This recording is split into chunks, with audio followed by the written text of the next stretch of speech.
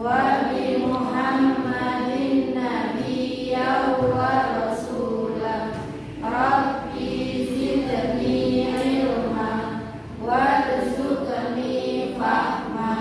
Amin. Mari kita berdoa, mudah-mudahan pembelajaran pada pagi hari ini diberi kelancaran dan tidak ada halangan apapun. Oke, langsung saja. Kemarin kita sudah membahas tentang riba ya. Nah, sekarang pembahasan kita yaitu tentang pergaulan bebas dan larangan untuk berzina. Ini masuk ke KD 1B. Itu langsung saja. Di semester pertama ini zina. Sebelum masuk ke pembahasan hari ini yang tidak berangkat ini ya, mereka semua alhamdulillah semua diberi kesehatan. Lanjut saja ya. Pembahasan kita yaitu tentang pergaulan bebas dan larangan zina. Mungkin sudah tidak asing lagi bagi kalian. Pergaulan bebas itu apa toh? Pergaulan bebas itu pergaulan yang bebas. Bebas itu yang dimaksud apa? Yang dimaksud dengan bebas? Melewati batas-batas norma yang ada.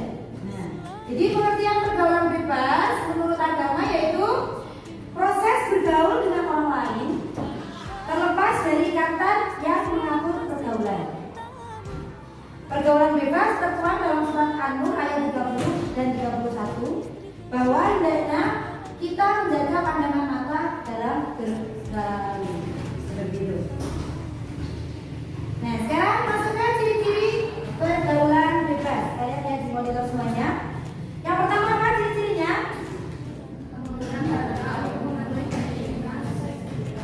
Iya, penghamburan harta untuk memenuhi keinginan seks bebasnya. Jadi ketika orang itu sudah masuk ke pergaulan bebas perzinahan, dia itu sudah tidak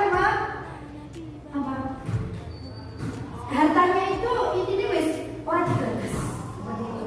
Seberapapun dia mengeluarkan uang, sudah cara sekarang itu sudah polos. Sak kilo-kilo gede digunakan untuk berzina.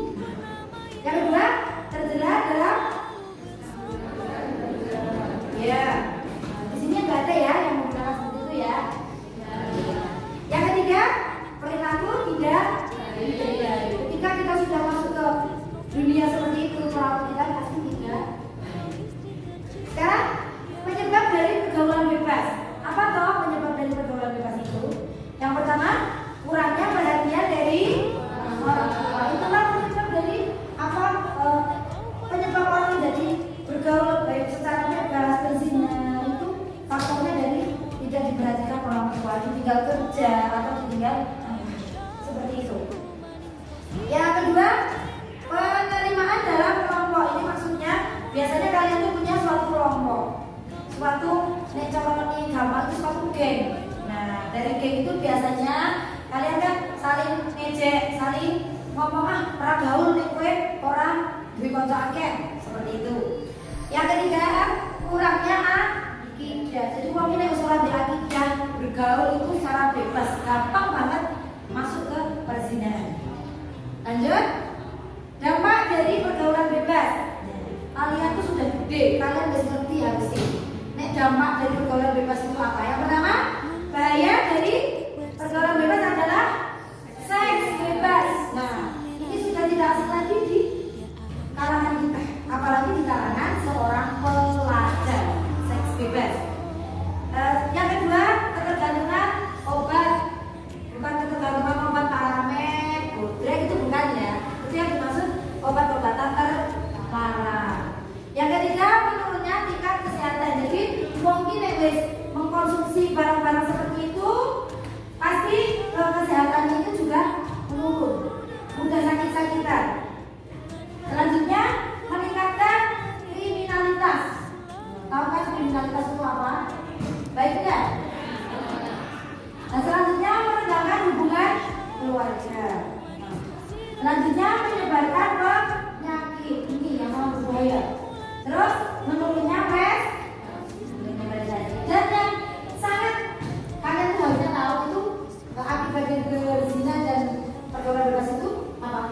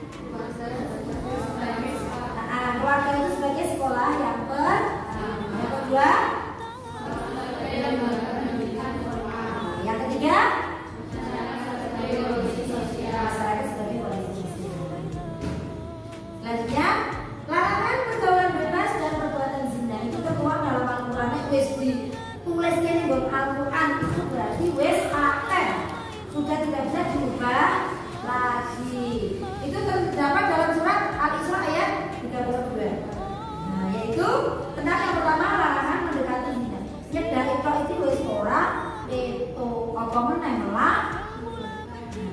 Terus zina merupakan perbuatan keji dan suatu jalan yang buruk. Sinten sing pengen berbuat zina? Tidak ada. Alhamdulillah. Yang kedua, terdapat dalam surat An-Nur ayat 2. Tentang apa?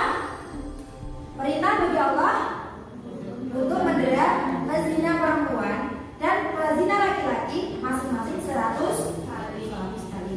Yang kedua, orang beriman dilarang berbelas kasihan kepada keduanya untuk melaksanakan hukuman. Yang ketiga, pelaksanaan hukuman tersebut disaksikan oleh sebagian orang-orang muslim. Lanjut. Nah, etika pergaulan Islami. Jadi bergaul itu juga ada etikanya. Ini tata caranya. Dari Ibnu Abbas bahwa Rasulullah SAW bersabda, janganlah seorang laki-laki berdua dengan seorang wanita, ngomong ya, yang bukan muridnya. Dan janganlah seorang wanita bepergian kecuali bersama mahramnya. Jadi orang itu rumah kecuali karo mahramnya. Udah, akhirnya harusnya kalian udah. Jika dua orang berbeda jenis kelamin berduaan atau berkhulwat, maka ketiganya adalah jadi nek wong telu, kowe berarti di kanca pacaran, berarti kamu seperti itu. Selanjutnya, menerapkan akhlak mulia dengan cara menjaga pergaulan yang sehat. Yang kedua, menjaga aurat. Yang ketiga, yang keempat, yang kelima, yang keenam, yang ketujuh, yang kedelapan. Jadi dari kesekian ini kalian harus mengambil kesimpulan. Ngerti lah. Jadi kalau mau curhat mau apa yang jadi permasalahan kalian? Ya. Sekarang mana sini? Wes ketika asal lagi di mata kita, telinga kita, setiap hari kita mendengar hal seperti ini. Pengertian zina. Zina itu apa toh, Cak? Zina adalah melakukan tali pernikahan yang sah. Jadi zina itu berhubungan badan. Biasanya ini sudah tidak usah ditutupi lagi. Berhubungan badan kalau lawan jenis koyok kuis zina itu namanya. Dalam pandangan Islam, zina merupakan perbuatan kriminal yang sudah dikategorikan hukum hudud, yakni sebuah jenis hukuman atas perbuatan maksiat yang menjadi hak Allah. Lanjut, pembagian zina. Zina itu dibagi menjadi dua. Yang pertama zina yang kedua zina muhsan, yaitu zina yang dilakukan oleh orang yang sudah balik, berakal, merdeka dan sudah pernah menikah. Dengan kata lain yaitu bukan selingkuh indah keluarga utuh ya. Selingkuh itu tidak boleh. Yang kedua zina ghairu muhsan, yaitu zina yang dilakukan oleh orang yang belum pernah menikah atau dengan kata lain pacaran. Selanjutnya hal-hal yang mengarah pada perzinahan. Yang pertama, masa loka tidak boleh memandang balaila dengan pandangan yang nafsu. Itu sudah mengarah pada perzinahan. Yang kedua, menyentuh wanita yang bukan murimnya. Masa loka boten marang demek-demek wanita di depannya, di sampingnya ya. Nah, itu namanya sudah zina. Yang ketiga, berduaan dengan lawan jenis yang bukan murimnya dan campur baur antara laki-laki dan perempuan yang bukan murimnya. Boten mana. Yang keempat, membuka aurat. Rumah nggawa gondilan, pakai tank top. Jaga kehormatan kalian. Kalian itu wanita. Ngerti ya, aurat wanita itu mana saja? Kecuali apa dengan apa? Ya, jadi harus benar-benar kalian jaga. Oke, sebelum kita masuk ke materi selanjutnya, ini ada sesi tanya jawab. Udah buka untuk sesi tanya jawab, silakan untuk yang mau bertanya. Oke, monggo Mbak. Apakah pacaran saat itu berboleh? Oke, pertanyaan yang sangat menarik. Apakah pacaran sehari itu diperbolehkan? Nah, mungkin ada yang mau mencoba menjawab. Oke, Mbak Laila, monggo. Tidak boleh. Tidak boleh. Alasannya apa? Karena kan sudah ada embel-embelnya syar'i. Alasannya apa? Kenapa tidak boleh? Kenapa harus pacaran saat ini? Maksudnya kan udah harus jelaskan laki-laki sama perempuan duaan dan nanyain lah ya udah. Pertanyaannya sudah dijawab sama lain. Betul sekali, tidak ada yang namanya pacaran syar'i. Pacaran itu tetap haram, tetap tidak boleh. Pokoknya pengen dan koyo menungui seperti itu menikahlah. Udah bisa menikah itu bebas kalian harus pilih sekarang dengan pasanganmu. Tidak ada lagi yang apa penghalangannya, karena itu sudah pasangan sah. Oke, itu pertanyaan pertama ya. Untuk yang sesi kedua, ya. Apakah berduaan bebas dengan lawan jenis termasuk pacaran? Apakah boleh? Oke, apakah berdua dengan lawan jenis di dalam kelas itu termasuk pacaran? Termasuk enggak? Tidak, kan nggak ada hubungan nih. Termasuk pacaran enggak? Lawan jenis loh. Lawan jenis boleh ya? Tetap tidak boleh, Mas Arka. Tetap tidak boleh karena lawan jenis. Nah, apakah itu termasuk pacaran? Pacarannya itu namanya bukan pacaran, tapi tetap hukumnya tidak boleh karena lawan jenis yang berbeda jenisnya beda. Satu laki-laki sama perempuan di dalam kelas tetap baik tidak boleh, tetap haram. Boten Pak? Oke, boten bareng. Oke, sekarang kita masuk ke hukum bagi pezina. Tadi sudah ya? Sudah terlalu mudah ya? Apa tadi?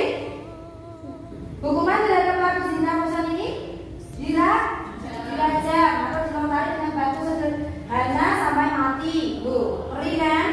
Yang kedua, hukuman terhadap pelaku zina adalah didera 100 kali dan diasingkan di suatu tempat yang jauh dari manusia dengan jarak sekitar 90 km dari pemukiman umum selama 1 tahun. Masa 1 tahun itu dihitung dimulai berangkatnya pezina itu ke tempat pengasingan. Caranya hukuman didera dulu baru dibuang di tempat pengasingan loh. Nek kowe zina hukumannya seperti itu. Kalian harus diasingkan. Tapi mungkin di Indonesia ini belum berlaku. Ya. Ini di Indonesia ini belum berlaku. Nah, sekarang marilah kita merenung sejenak anak-anak semuanya. Jadi, nek misalnya cowok sejati itu nikah nggak pakai pacaran. Nek cowok pezina pacaran tapi tidak nikah. Ojo belum gue digedok. Ibaratnya kalian itu sebuah gelas. Kalau gelas itu sudah pecah, sudah tidak ada lagi yang bisa mengembalikan keutuhan gelas itu. Tetap ada bekasnya. Nah, mari kita merenung sejenak. Pandangan adalah asal-muasal musibah yang akan menimpa manusia. Sebab pandangan itu akan melahirkan lintasan dalam benak. Kemudian lintasan itulah yang melahirkan pikiran, dan pikiran itulah akan melahirkan syahwat. Dan dari syahwat itu timbullah keinginan. Kemudian keinginan itu menjadi kuat dan berubah menjadi niat yang bulat. Akhirnya apa? Yang tadinya melintas dalam pikiran menjadi kenyataan. Dan itu akan terjadi selama tidak ada yang akan menghalanginya. Demikian tadi materi yang dapat Bunda sampaikan. Mudah-mudahan jadi perenungan buat kalian semua. Untuk kalian itu benar-benar bisa mengendalikan apa tuh yang namanya pergaulan bebas, apa tuh yang namanya zina, apa tuh yang menjadi larangan agama. Karena memang semua yang asik-asik, semua yang enak-enak itu dilarang. Maksudnya yang enak-enak, yang asik-asik itu zina, pergaulan bebas itu ya. Mungkin ya, udah cukup cukupkan sampai di sini. Kita lanjut lagi nanti di pertemuan berikutnya. Udah tutup pertemuan pada hari